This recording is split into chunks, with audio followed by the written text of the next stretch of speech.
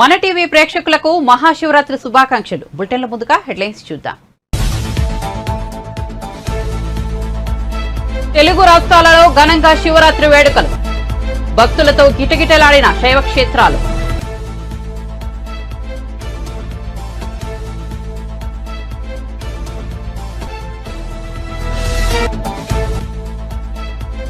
Climax కి చేరిన TDP Janasena BJP పొత్తు, ఢిల్లీలో సీట్లపైన జోరుగా చర్చలు.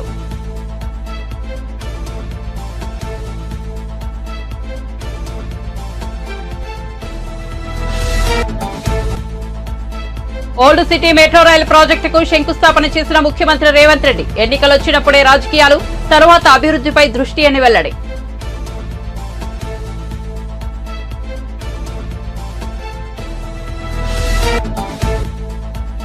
ఐఎంజీ భూముల వ్యవహారాన్ని తిరగదోడిన సజ్జల. వైఎస్ ఔదార్యంతో చంద్రబాబు బతికిపోయారని వ్యాఖ్యలు. వైఎస్ తలుచుకొని ఉంటే చంద్రబాబు ఊచలు లెక్కబెట్టేవారని వెల్లడి.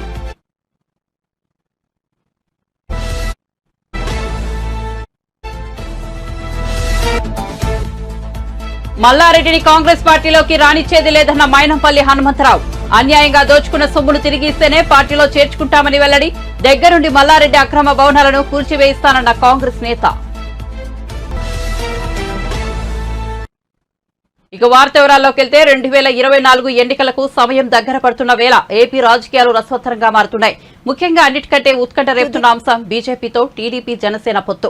జగన్ ను గద్దెదించడమే లక్ష్యంగా పొత్తు కుదుర్చుకున్న పవన్ కళ్యాణ్, చంద్రబాబు బీజేపీతో పొత్తు కోసం తీవ్రంగా ప్రయత్నిస్తున్నారు. ఇప్పటికే పవన్, బాబు చెరోసారి ఢిల్లీ వెళ్లి బీజేపీ పెద్దలను కలిసినప్పటికీ పొత్తు విషయం ఎటూ తేల్చలేదు. బీజేపీతో పొత్తుపై ఎలాంటి క్లారిటీ లేకుండానే ఉమ్మడి అభ్యర్థుల జాబితా ప్రకటించేశాయి టీడీపీ జనసేన.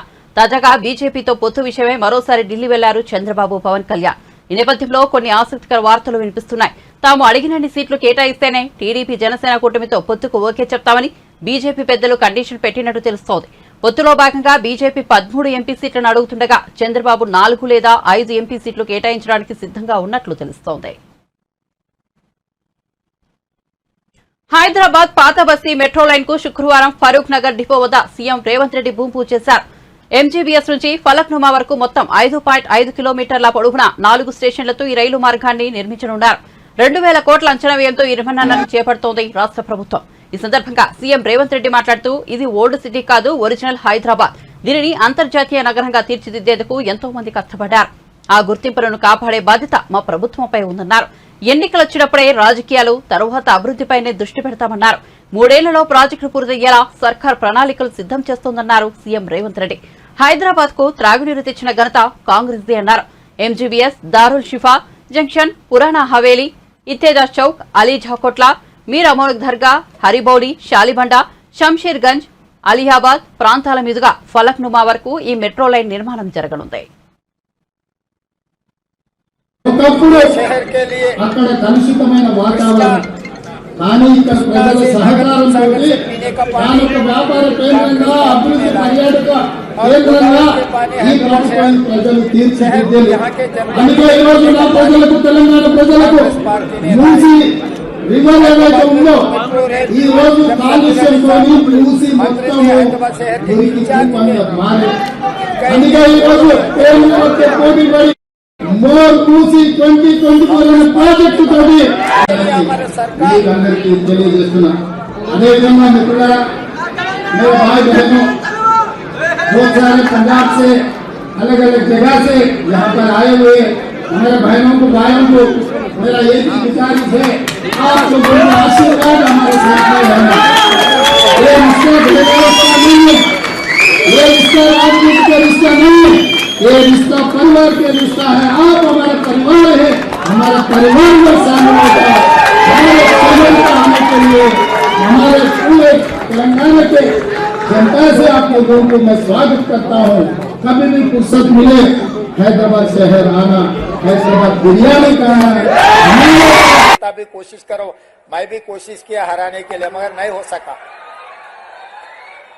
वो चुनाव के समय पर कोशिश किए, पर चुनाव खत्म होते ही मैं सोचा भाई हैदराबाद शहर को हम दूसरी एक लेवल पे डेवलप करना है, तो जो इलेक्टेड रिप्रेजेंटेटिव्स और एमआईएम को साथ में लेकर चलने के लिए हम लोग कोशिश की, इसीलिए अकबरुद्दीन ओवैसी जी को मेरे साथ में मैं लंदन टेम रिवर को देखने के लिए साथ में लेकर गए, हम साथ में गए, क्योंकि मेरे से ज्यादा जानकारी उनको है। मेरा दोस्त अकबर भाई के बेटी वही बारिस्टर पढ़ रहे, जहां पर हमारे असद साहब ने पढ़ा है, और दो उनके परिवार में दूसरे बारिस्टर अभी बना रहे। असद साहब बारिस्टर पढ़ के अभी पूरा हिंदुस्तान में नाम कमाए, आप लोगों के तरफ से आवाज उठा रहे। लोकसभा में ऐसा गिन सकते आवाज उठाने वाले, उसमें से असद साहब एक है। ये एमआईएम के लिए नहीं तो कुछ माइनॉरिटी के लिए नहीं, 140 करोड़ लोग जो हिंदुस्तान में सबके तरफ से वो आवाज उठा रहे हैं पार्लियामेंट में। టీడీపీ అధ్యక్షుడు చంద్రబాబు అప్పట్లోనే 1,00,000 కోట్ల కుంభకోణానికి పాల్పడ్డారని, అది స్కామ్లోకెల్లా అతి పెద్దదని ఏపీ ప్రభుత్వ సలహాదారు సజ్జల రామకృష్ణారెడ్డి ఆరోపించారు. ఐఎంజీ భారత్ సంస్థ పేరిట చంద్రబాబు భారీ స్కెచ్ వేశాడని, కానీ వైఎస్ మంచితనం వల్ల చంద్రబాబు జైలు పాలవకుండా బయటపడ్డారని వెల్లడించారు. చంద్రబాబు ఒక ఇంటర్నేషనల్ స్కామర్ అని, ఐఎంజీ తరహాలోనే అమరావతిలోనూ చంద్రబాబు దోపిడీకి పాల్పడ్డారని సజ్జల వివరించారు. తెలంగాణ హైకోర్టు నారా చంద్రబాబు నాయుడు గారు 20 ఏళ్ల క్రితం చేసిన ఒక మహా దోపిడీ గురించి ఒక పిటిషనర్ వేసిన ఐఎంజీ భారత్ పిటిషనర్ వేసిన దాన్ని కొట్టివేస్తూ, పిటిషన్ను కొట్టివేస్తూ ఇచ్చిన జడ్జిమెంటు ఆర్డరు, ఇది నేపథ్యం. ఇది ఎందుకు ఇప్పుడు దీని గురించి మాట్లాడుతున్నామంటే, నారా చంద్రబాబు నాయుడు అనే వ్యక్తి ఆయన దేనికైనా పేరుగాంచిన వారంటే ఒక దోపిడీకి, నిలువు దోపిడీకి, ప్రపంచంలోనే గుడిని, గుడిలో లింగాన్ని దాని కింద మట్టితో సహా స్వాహా చేయగలిగిన ఒక, అది క్లాసికల్ పద్ధతిలో చేయగలిగిన నేరస్తులు ఎవరైనా ఉంటే వాళ్లకు నాయకుడిగా ఉంటాడని చెప్పడానికి పనికొచ్చే క్లాసిక్ కేసు అది. ఆ రోజు జరిగింది 2007లో రాజశేఖర రెడ్డి గారు ఆయన వచ్చినాకంటే 2004లో రాజశేఖర రెడ్డి గారి ప్రభుత్వం వచ్చాక దాని మీద విచారణ సంఘాన్ని వేసి వాస్తవాలు వెలికి తీసి సరిదిద్దినందువల్ల ఆ స్కామ్ అక్కడ ఆగిపోయింది. లేకపోతే అది మెటీరియలైజ్ ఉంటే అది దాని వాల్యూ ఎంత, స్టేట్కి ఎంత నష్టం జరిగేది అంటే ఊహించలేనంత అని ఇప్పటికి అర్థమవుతుంది. ఆ రోజుల్లోనే అది చాలా అతిపెద్ద భారీ స్కామ్, కుంభకోణము, కుట్ర అని అప్పట్లోనే వార్తలు వచ్చాయి. అందులో స్ట్రెయిట్ బ్లాక్ అండ్ వైట్, అంటే ఎలాంటి 20 మంది 50 మంది ఉన్న కుట్ర కాదు, లేక వ్యవస్థలో ఉండే లోపాలను వాడుకొని ఆ గడ్డి స్కామ్ గోదాన్లా కాదు, కింది వరకు అవినీతి జరిగింది కాదు. ఒక్క వ్యక్తి రాష్ట్రానికి నాయకత్వం వహిస్తున్న, ప్రభుత్వానికి హెడ్గా ఉన్న, పెద్దగా ఉన్న వ్యక్తి ఆయన అవినీతికి పాల్పడితే నేరుగా ఎట్లుంటుంది, అందులోనూ అతను అత్యాశాపరుడై, దురాశాపరుడై చంద్రబాబు నాయుడు లాగా ఉంటే ఎట్లుంటుందనే విశ్వరూపం చూపించిన కేసు అది. సరే, ఈరోజు అది సహజంగానే ఒక సాక్షిలో వచ్చినట్టుంది, ఇంకా మిగిలిన 1-2 మీడియాలో వచ్చిందేమో, కానీ ఎల్లో మీడియాలో అయితే నాకు తెలిసి ఎక్కడ కనపడినట్లేదు. తీర్పు ఆర్డర్ కాపీ కానీ ఆ తీర్పు గురించి వార్త కానీ ఉన్నట్లేదు నాకు తెలిసి. క్లుప్తంగా అది యుఎస్లో ఉండే ఐఎంజీ అకాడమీ అనే స్పోర్ట్స్ అకాడమీకి దాని 100% సబ్సిడరీ అనే పేరుతో అసలు సంబంధం లేని ఒక IMG Bharat some sports academy private limited అనే ఒక కంపెనీ ఫామ్ అవుతుంది. 2003 ఆగస్టులో 5వ తేదీన అది ఫామ్ అవుతుంది. అంటే ఇన్కార్పొరేషన్ ఆ రోజు అవుతుంది. 2009 ఆగస్టు 9న 3 ఆగస్టు 9న MOU ఎంటర్ అయిపోతుంది గవర్నమెంట్. సరిగ్గా 4 రోజుల ముందు పుట్టిన కంపెనీలో 4 రోజుల తర్వాత ప్రభుత్వం MOU ఎంటర్ అవుతుంది. అంతా చేస్తే ఆ కంపెనీకి కానీ ఒరిజినల్ IMG. మాజీ మంత్రి బీఆర్ఎస్ ఎమ్మెల్యే మల్లారెడ్డిపై మైనంపల్లి హనుమంతరావు తీవ్ర ఆగ్రహం వ్యక్తం చేశారు. శుక్రవారం ఆయన కండ్లకోయలో మాట్లాడుతూ భూ కబ్జాదారు అయిన మల్లారెడ్డిని కాంగ్రెస్ పార్టీలోకి రానిచ్చేది లేదని తేల్చి చెప్పారు. ఆయన అన్యాయంగా దోచుకున్న సొమ్ము తిరిగి ఇస్తేనే పార్టీలోకి రాణిస్తామని అల్టిమేటం జారీ చేశారు. మల్లారెడ్డి అహంకారంతో ముందుకు వెళ్తున్నాడని, తాను ఏ పదవి కావాలంటే ఆ పదవి వస్తుందని వాగుతున్నారని, కానీ బిడ్డ ఇలా వాగితే నీ వెంట పడతా, నువ్వు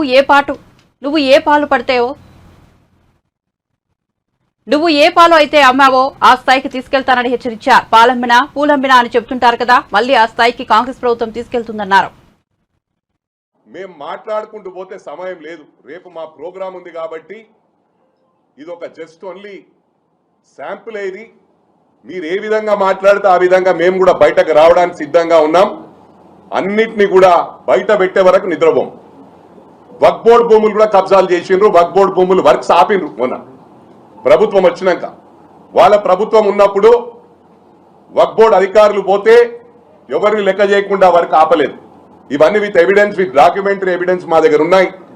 మాట్లాడాలంటే టెంపుల్ ల్యాండ్స్, వక్ఫ్ బోర్డు ల్యాండ్స్ నాకు తెలిసినంత మటుకు ఈ ప్రభుత్వం వచ్చినాక గౌరవ కేసీఆర్ గారి హయాంలో 55,000 ఎకరాలు స్వహా అయినాయి. అదే కాకుండా అసైన్మెంట్ భూములు, దానికి బెనాముల పేర్ల మీద పాస్బుక్లు ఇప్పించిండ్రు. ఇవన్నీ విత్ ఎవిడెన్స్ ఉన్నాయి. ఇవన్నిటిని కూడా వదిలే ప్రసక్తి లేదు. రోజుకొకరు చొప్పున జైలుకు పోవడం ఖాయం. నాకు విత్ ఎవిడెన్స్ ఉన్నాయి. పత్రికా సోదరులు వచ్చిండ్రు, చాలా మంది నా దగ్గరికి, ఎలక్ట్రానిక్ మీడియా సోదరులు వచ్చిండ్రు, ప్రజలు వచ్చిండ్రు, వచ్చి చెప్పడం జరిగింది. ఈ దొరవారి దగ్గరికి పోయి ఏదైనా డొనేషన్ తక్కువ చేయి, కేటీఆర్ గారు చెప్పిండ్రు, హరీష్ చెప్పిండంటే పుణ్యానికి వచ్చినా పుక్కటికి వచ్చినా డబ్బులు ఇస్తే మేము పదవి ఇచ్చిర్రు, నాకు 100 కోట్లు ఖర్చు పెట్టినా, ఇంకా మళ్ళీ ఇప్పుడు కూడా డొనేషన్ లేకుండా నేను ఇవ్వాలా, సమస్య లేదని చెప్పడం. మరి పత్రికా సోదరులు కూడా దానికి ఉదాహరణ చెప్పిన వాళ్ళు కూడా ఇక్కడ ఉన్నారని చెప్పి కూడా ఈ సందర్భంగా తెలియజేస్తా ఉన్నా. ఇది వాస్తవాలు మాట్లాడుతున్న, అవాస్తవాలు కాదు. హాస్పిటల్ ఫ్రీ అన్నారు. హాస్పిటల్ ఎప్పుడు ఫ్రీ లేదు, ఇప్పుడు హాస్పిటల్ బందే అయింది. ఇవన్నీ కూడా గమనిస్తున్న ప్రజలు. మేము వెంబడాడతాం. ఇక్కడ వెనుకకు పోయే ప్రసక్తి లేదు. నా ఆల్రెడీ 59-60 ఇయర్స్. నేను ఇంకో 10 సంవత్సరాలు డబ్బులకు అమ్ముడు పోయేటోళ్ళు లేరు. ఒకప్పుడు సామెత ఉంది, రాజుల పైసలు రాళ్ల పాలు. అంటే రాజులకే దేవుడు చూయించిండు, అడ్రస్ లేకుండా పోయిండ్రు. ఇవాళ ఉదాహరణకు అనిల్ అంబానీ గారు ఏ స్థాయిలో ఉండే, ఏ స్థాయిలో పోయిండు. డబ్బుల అహంకారంతో ఎప్పుడు కూడా నడవదు. నేను విజ్ఞప్తి చేస్తా ఉన్నా, విజ్ఞప్తి అంటే రిక్వెస్ట్ చేస్తా ఉన్నా, ఈ పిచ్చి పిచ్చి శాస్త్రాలు డబ్బులతో ఏదైనా సాధించవచ్చు అనుకోవడం పొరపాటు. దేవుడు అనేటోడు ఉన్నాడు, అడ్రస్ లేకుండా పోతావు బిడ్డ. నీకు మళ్ళీ చెప్తున్నా, ఆయన వెంకటేశ్వర స్వామి దగ్గర నేను ప్రమాణం చేసినప్పుడు మైనంపల్లి ఒట్టేసిండు, నాశనం అయిపోతాడు, ఆగమవుతాడని. నేను ఎప్పుడు కూడా దేవుళ్ళ దగ్గర మాట్లాడా. కానీ ఆయన ఒక్కరోజు మాట్లాడినా అంటే దేవుడే మాట్లాడించిన. ఎప్పుడు కూడా మీడియా సోదరులు, నేను ఏడుపాయలకు వెళ్ళినా, తిరుపతికి వెళ్ళినా, ఎక్కడ వెళ్ళినా మీడియా సోదరులు అడిగితే 2 రాష్ట్రాలు బాగుండాలంట. ఎప్పుడు కూడా నేను కామెంట్ చేయలేదు. ఆ రోజు వెంకటేశ్వర స్వామి మాట్లాడిచ్చిండేమో. నేను ఎప్పటికి కూడా కృతజ్ఞత, నాకు ఇక జీవితంలో ఏమి ఆశించలే. నేను ఏదైతే వెంకటేశ్వర స్వామి అనుకోకుండా దేవుడే నా నోట అనిపించిండు, ప్రమాణం చేస్తున్నా, మైనంపల్లి రోహిత్ను ఎమ్మెల్యే చేస్తా మెదక్లా అన్నా, దానికి నేను నా కంఠంలో ఊపిరుండే వరకు నేను వెంకటేశ్వర స్వామిని మర్చిపోను. నేను అక్కడ ఎంతో మందికి దర్శనాలు చేపించిన, తప్పకుండా వారి ఆశీస్సులు ఉన్నాయి కాబట్టే ఇవాళ నువ్వు అహంకారంతో ముందుకు పోతున్నావు. మంత్రి అంటే మంత్రి అయిపోతా, ఎంపీ అంటే ఎంపీ అయిపోతా అని ఎన్నోసార్లు వాగినావు. ఆ వాగుడు మానేసుకో. నువ్వేదో అనుకుంటున్నావు బిడ్డ, నీ నెంబడి పడతా. మళ్ళా నువ్వు రివర్స్ వచ్చి బ్యాక్ వాటర్ లాగా సముద్రంలో బ్యాక్ వాటర్ ఎట్లొస్తాయి అవి, అదే విధంగా నువ్వు మళ్ళా నువ్వు ఏడికెళ్ళి పాల వినవో ఆడికే వచ్చే విధంగా నేను నిన్ను వదిలిపెట్టా అని చెప్పి కూడా ఈ సందర్భంగా తెలియజేస్తా ఉన్నా. ఒకటి మరోసారి, ఇది నీకు నాకు సంబంధించింది. కాంగ్రెస్ పార్టీ తరఫున మాట్లాడుతున్నా. నిజంగానే నీకు కాంగ్రెస్ పార్టీలో చేరాలని ఉంటే నేను నీకు ఒకటి విజ్ఞప్తి చేస్తా ఉన్నా. ప్రభుత్వ భూములు ఎవరికైతే మొన్న గిరిజనులు ఎస్టీ వాళ్ళై జాగాలు తీసుకున్నావో వాళ్ళకేదో అడ్వాన్స్ ఇచ్చి ఎన్నికలకు మునుపు కూడా ఏంటంటే అపార్ట్మెంట్లల్లో గుడిలలకు పోయి అది నీకు ఒక ఆనవాయితీగా మారింది. వాళ్ళకు ఒక 20 లక్షలో 2 కోట్లో 3 కోట్లో కమిట్మెంట్ ఇస్తే ఇగో 5 లక్షలు ఎన్నికలు కాగానే ఇస్తాను, ఎన్నికలు కాగానే ముంచిన విషయము ప్రజలే చెప్తా ఉన్నారని చెప్పి సందర్భంగా తెలియజేస్తా ఉన్నా. ఇవన్నీ మానుకో. మేము ఎప్పుడు కూడా ఎన్నికల్లో రూపాయి పెట్టాను నేను, కానీ 5 సంవత్సరాలు సోషల్ యాక్టివిటీ సొంత డబ్బులు పెట్టి చేస్తాను. అది మొత్తం రాష్ట్రం అంతా తెలుసు. దేనికైనా ఛాలెంజ్ చేస్తా. నువ్వు ఎన్నికలప్పుడు వచ్చి ఖర్చు పెట్టి Sammakka Sarakka central tribal university తాత్కాలిక క్యాంపస్ ను కేంద్ర మంత్రి కిషన్ రెడ్డి ప్రారంభోత్సవం చేశారు. ఈ కార్యక్రమంలో రాష్ట్ర మంత్రి సీతక్క, మహబూబాద్ ఎంపీ మాలోత్ కవిత, జిల్లా అధికారులు పాల్గొన్నారు. ఈ సందర్భంగా మాట్లాడిన కిషన్ రెడ్డి మహిళా దినోత్సవ శుభాకాంక్షలు తెలుపుతూ జాకారంలో సమ్మక్క సారక్క ట్రైబల్ యూనివర్సిటీని ప్రారంభించుకోవడం సంతోషకరమన్నారు. 335 ఎకరాలకు గాను 50 ఎకరాలు ఇంకా భూసేకరణ జరగాల్సి ఉందన్నారు. పూర్తి స్థాయిలో భూసేకరణ కాగానే యూనివర్సిటీ భవనాల శాశ్వత నిర్మాణం చేపడతామన్నారు. సమ్మక్క సారక్క సెంట్రల్ యూనివర్సిటీకి హైదరాబాద్ లోని సెంట్రల్ యూనివర్సిటీ మెండర్గా పనిచేస్తుందన్నారు. Sammakka Sarakka central tribal university సంబంధించినటువంటి తాత్కాలిక యూనివర్సిటీ క్యాంపస్ మనం ఈరోజు ఏర్పాటు చేస్తున్నాం. ఎందుకంటే ఈ మధ్యలోనే కేంద్ర ప్రభుత్వము ప్రకటించడం జరిగింది. సంబంధించి ఇంకో కొంత మనకు ల్యాండ్ రావాల్సి ఉంటుంది, చాలా రావాల్సి ఉంటుంది. చాలా రోజులుగా ఈ యొక్క యూనివర్సిటీ ఎక్కడ పెట్టాలనే విషయంలో స్పష్టత లేకుండా ఉండింది. ఇటీవలనే దానికి సంబంధించి చివరకు ములుగులో నిర్మాణం చేయాలని చెప్పి రాష్ట్రం ప్రతిపాదించింది. దానికి 337 ఎకరాలు ఇవ్వడానికి కూడా అంగీకరించి దాంట్లో ఇంకా 50 ఎకరాలు కొంత ఈ యొక్క ఫారెస్ట్ సమస్య ఉంది. ఆ 50 ఎకరాలు కూడా మనకు అంటే సెంట్రల్ యూనివర్సిటీకి మనం ఇవ్వాల్సినటువంటి అవసరం ఉంది. అది ఇచ్చినట్లయితే పూర్తి స్థాయిలో పనులు మొదలు పెట్టడానికి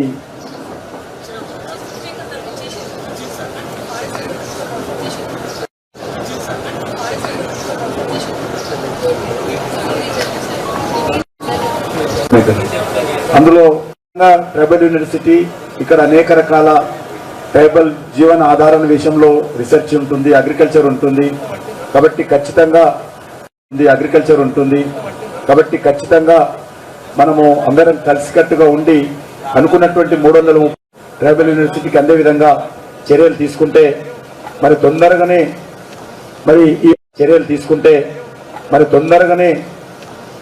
ఈ యొక్క వైఎస్ఆర్సీపీ పాలనలో మహిళలకు తీరని అన్యాయం జరిగిందని టీడీపీ నేత నన్నపనేని రాజకుమార్ విమర్శించారు.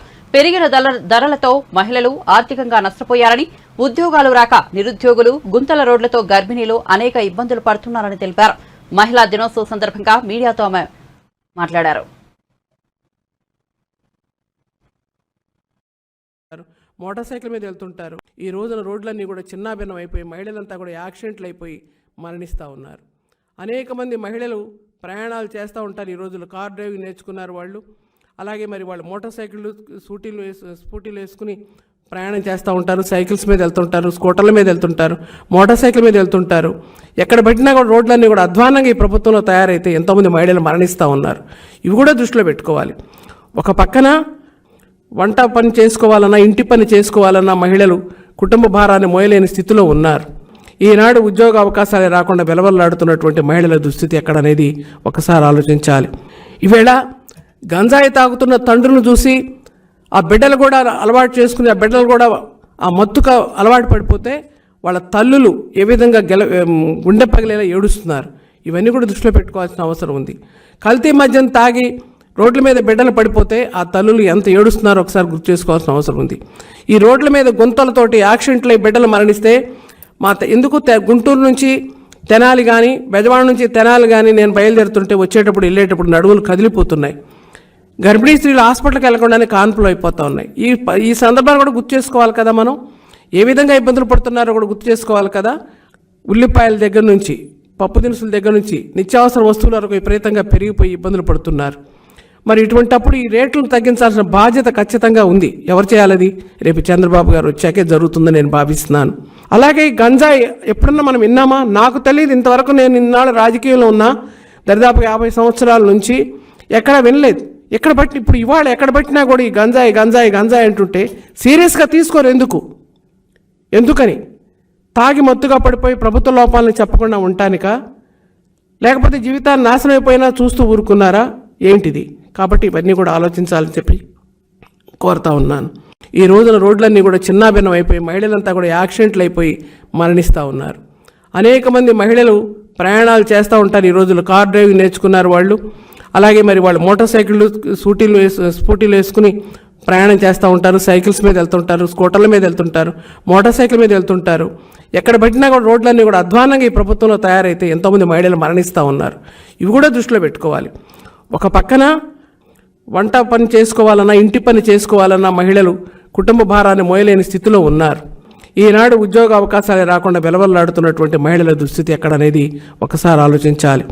ఈవేళ గంజాయి తాగుతున్న తండ్రులను చూసి ఆ బిడ్డలు కూడా అలవాటు చేసుకుని ఆ బిడ్డలు కూడా ఆ మత్తుకు అలవాటు పడిపోతే వాళ్ళ తల్లులు ఏ విధంగా గుండె పగిలేలా ఏడుస్తున్నారు. ఇవన్నీ కూడా దృష్టిలో పెట్టుకోవాల్సిన అవసరం ఉంది. కల్తీ మద్యం తాగి రోడ్ల మీద బిడ్డలు పడిపోతే ఆ తల్లులు ఎంత ఏడుస్తున్నారో ఒకసారి గుర్తు చేసుకోవాల్సిన అవసరం ఉంది. ఈ రోడ్ల మీద గుంతలతోటి యాక్సిడెంట్. వచ్చే సార్వత్రిక ఎన్నికలలో టీడీపీ జనసేన కూటమికి అధికారం ఖాయమని, కూటమి ప్రభుత్వం ఏర్పడిన అనంతరం రాష్ట్రంలో అభివృద్ధి సంక్షేమాన్ని పరుగులు పెట్టించడం డబుల్ ఖాయమని టీడీపీ జాతీయ ప్రధాన కార్యదర్శి నారా లోకేష్ పేర్కొన్నారు. టీడీపీ ప్రభుత్వ కాలంలో వైఎస్ఆర్సీపీ అధికారంలోకి వచ్చిన తర్వాత జరిగిన అభివృద్ధి సంక్షేమ కార్యక్రమాలపై బహిరంగ చర్చకు నేను సిద్ధంగా ఉన్నానని, జగన్ సిద్ధంగా ఉన్నాడా అని టీడీపీ జాతీయ ప్రధాన కార్యదర్శి నారా లోకేష్ సవాల్ విసిరారు.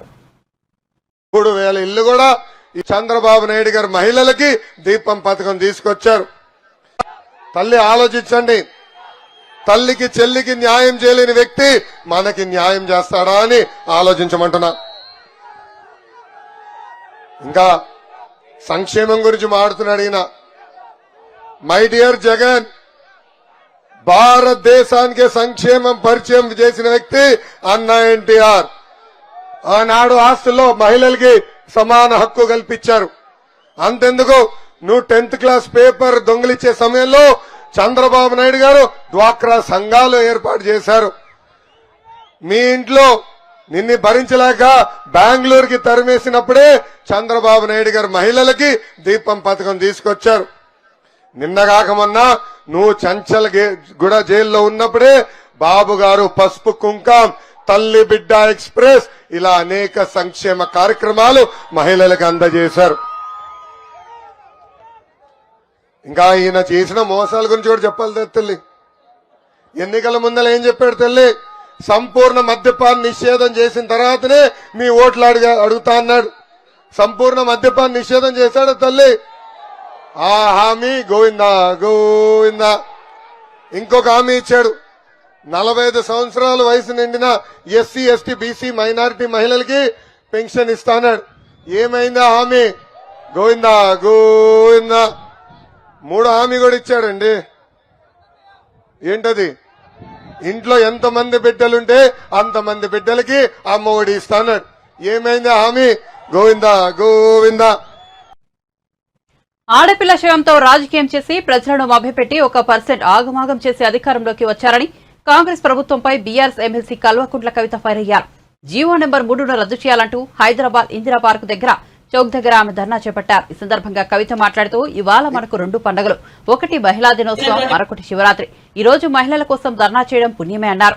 మహిళా లోకంలో చదువుకునే వాళ్లు తక్కువ అంటే సర్కారీ నౌకరీ సంపాదించే వాళ్లు మరీ తక్కువగా ఉంటారని చెప్పారు. 1996లో పివి నరసింహారావు మహిళల కోసం విద్యలో 33% రిజర్వేషన్ కల్పించారని తెలిపారు. కేసీఆర్ ప్రభుత్వంలో మహిళలకు 33% రిజర్వేషన్ అమలు చేశారని ఆమె పేర్కొన్నారు. కొత్త ప్రభుత్వం వస్తే పాత ప్రభుత్వంలోని తప్పులను సరిచేసి ప్రజలకు మంచి చేయాలి, కానీ కాంగ్రెస్ అలా చేయడం లేదని మండిపడ్డారు కవిత. రాజ్యాన్ని కాపాడుకోవడానికి రాణి రుద్రమదేవి చేసినటువంటి పోరాటం కావచ్చు, ఇటువంటి మహిళలు, ఇటువంటి ఆడబిడ్డలు మనందరికీ కూడా స్ఫూర్తిగా నిలవాలి. వారి స్ఫూర్తితోని మనందరం కూడా కదం తొక్కి ముందుకు కదిలి తెలంగాణ మహిళల యొక్క హక్కులను కాపాడుకోవాలని చెప్పి ఈ సందర్భంగా మహిళల అభ్యున్నతి కోసం, మహిళల హక్కుల కోసం ఆ పోరాటం కోసం మనందరం కూడా పునరంకితం కావాలని చెప్పి అందరికీ పిలుపునిస్తూ తెలంగాణ ఆడబిడ్డలందరికీ కూడా మహిళా దినోత్సవం అంటేనే మన హక్కులను కాపాడుకునేటటువంటి ఈ రోజును అందరం కూడా స్మరించుకోవాలి, సంబరంగా జరుపుకోవాలి, అవసరమైతే పోరాట స్ఫూర్తిని నింపుకొని ముందుకు కదలాలని కోరుకుంటూ మళ్ళీ ఒక్కసారి తెలంగాణ ఆడబిడ్డలందరికీ కూడా మహిళా దినోత్సవ శుభాకాంక్షలు. మరి మహిళల అభ్యున్నతి కోసం ఈ రాష్ట్రంలో ముందడుగేసినటువంటి మన నాయకుడు కేసీఆర్ గారిని అనునిత్యం వారు చేసినటువంటి పనులను నిలుపుకుంటూ నిలబెట్టుకుంటూ ఆ స్ఫూర్తితోని ముందుకు కదులుదామని పిలుపునిస్తూ అందరికీ కూడా మహిళా దినోత్సవ శుభాకాంక్షలు. Thank you. జై తెలంగాణ, జై తెలంగాణ. మహిళల ఐక్యత, మహిళల ఐక్యత. జై తెలంగాణ, జై కేసీఆర్. సావిత్రిబాయి పూలే లాంటి వైసీపీ నాయకుడు AP film development corporation chairman Posani Krishna Murali TDP అధినేత చంద్రబాబుపై మరోసారి విరుచుకుపడ్డారు. కాపులకు పవన్ కళ్యాణ్ మోసం చేస్తున్నారని తీవ్ర విమర్శలు చేశారు. హైదరాబాద్ లో మీడియా సమావేశాన్ని నిర్వహించి కాపు కులస్తుల కోసమే మీడియా సమావేశాన్ని నిర్వహిస్తున్నట్లు ప్రత్యేకంగా వెల్లడించారు. చూశారుగా వంగవీటి మోహన రంగ అప్పట్లో ఎమ్మెల్యే, కాపుల ఆశాజ్యోతి, మాలాంటి వాళ్ళందరికీ అది అందరికీ తెలుసు. రంగా గారి అబ్బాయి తెలుసు, ఆ అబ్బాయి క్లిప్పింగ్స్ ఇప్పుడు ఉన్నాయి, పెద్ద పెద్ద వాళ్ళందరూ తెలుసు, ఆంధ్రలో ప్రతి వాడికి తెలుసు. 1988లో ఆయన ఎమ్మెల్యేగా ఉన్నప్పుడు కృష్ణా జిల్లా, గుంటూరు జిల్లా, ఈస్ట్ గోదావరి జిల్లా, వెస్ట్ గోదావరి జిల్లా, ప్రకాశం, ఈ 5 జిల్లాల్లో దగ్గర దగ్గర 60 నుంచి 70 ఎమ్మెల్యే సీట్లు ఉంటే ఆ 5 జిల్లాలకి ఈ 60-70 ఎమ్మెల్యేలకు ఈ రంగా గారే ప్రభావితం చేసేవాళ్ళు. ఆ 5 జిల్లాల్లో ఎన్టీ రామారావు కంటే మహా గొప్ప నాయకుడు రంగా గారు. ఈ రంగా గారు బతికితే ఈ 5 జిల్లాల్లో ఎమ్మెల్యే సీట్లు ప్రభావితం చేస్తే మనకు రాజకీయ భవిష్యత్తు ఉండదు, ఇతను చంపాల్సిందే అని కంకణం కట్టుకున్నాడు నారా చంద్రబాబు నాయుడు. అప్పటి నుంచి ఆ ప్రభుత్వ యంత్రాంగం కానీ పెద్దలు కానీ మరొకరు కానీ రంగా గారిని ఎంత హింసించారో జర్నలిస్టులు అందరికీ తెలుసు. జాన్వీ సింగ్ మొట్టమొదటి నేషనల్ క్రియేటర్స్ అవార్డు అందుకున్న యువతి. ప్రధాని మోదీ చేతుల మీదుగా న్యూఢిల్లీ భారత్ మండపంలో Janhvi Singh heritage package icon అవార్డును శుక్రవారం అందుకున్నారు. ఈ సందర్భంగా ఓ ఆసక్తికర సన్నివేశం చోటు చేసుకుంది. ప్రధాని మోదీ కాళ్లకు మొక్కిన జాన్వీ సింగ్ ను మోదీ వద్దంటూనే ఆయన కూడా ప్రతిగా కాళ్లు మొక్కారు. దేశ ప్రధానితో ప్రశంసలు అందుకున్న జాన్వీ యు ఆర్ గ్రేట్ అని నెటిజన్లు మెచ్చుకున్నారు. ఈ అవార్డు పొందిన వారిలో గ్రీన్ ఛాంపియన్ విభాగంలో పంక్తి పాండే, ఉత్తమ స్టోరీ టెల్లర్ గా కీర్తిగా Govindaswamy, culture ambassador of the year award గాయని మైత్రి ఠాకూర్, టెక్ కేటగిరీలో ఉత్తమ క్రియేటర్ గా Gaurav Chaudhary, favourite travel creator గా కమియాజాని అవార్డులను అందుకున్నారు.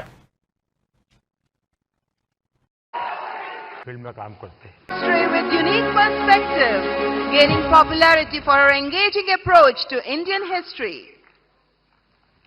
ओहो बाबा पैर नहीं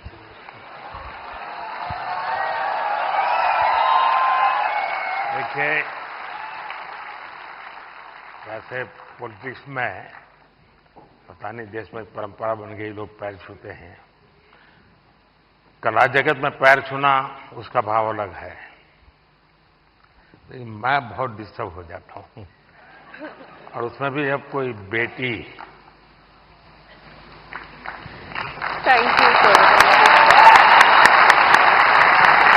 मैं सुनना चाहूंगा आपके विषय में कुछ. अंजोगी, मुझे हिंदी समझ कर सकती हूँ, बट बोलने के लिए थोड़ा मुश्किल है. आपको जो मर्जी पड़े बोलो. ये देश बहुत बड़ा है, किसी न किसी कोने में तो आपको सुनने वाला मिल ही जाएगा. Ellarku vanakkam. I would really like to appreciate our Honorable Prime Minister for the fact that he have. Bulletin ముగించే ముందు హెడ్లైన్స్ మరోసారి చూద్దాం. తెలుగు రాష్ట్రాలలో ఘనంగా శివరాత్రి వేడుకలు, భక్తులతో కిటకిటలాడిన క్షేత్రాలు.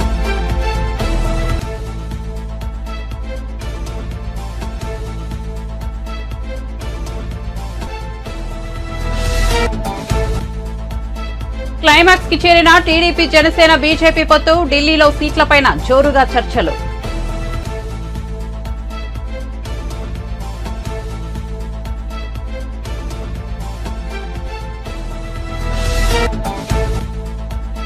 ఓల్డ్ సిటీ మెట్రో రైల్ ప్రాజెక్టుకు శంకుస్థాపన చేసిన ముఖ్యమంత్రి రేవంత్ రెడ్డి. ఎన్నికలు వచ్చినప్పుడే రాజకీయాలు, తర్వాత అభివృద్ధిపై దృష్టి అని వెల్లడి.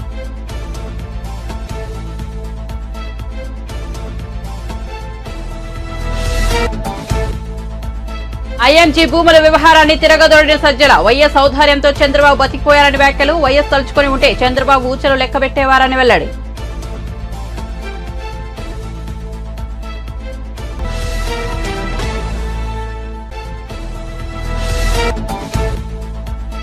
మల్లారెడ్డిని కాంగ్రెస్ పార్టీలోకి రానిచ్చేది లేదన్న మైనంపల్లి హనుమంతరావు. అన్యాయంగా దోచుకున్న సొమ్మును తిరిగి ఇస్తేనే పార్టీలో చేర్చుకుంటామని వెల్లడి. దగ్గరుండి మల్లారెడ్డి అక్రమ భవనాలను కూల్చివేయిస్తానన్న కాంగ్రెస్ నేత. ఇవి బులెటిన్ అప్డేట్స్. చూస్తూనే ఉండండి మన టీవీ.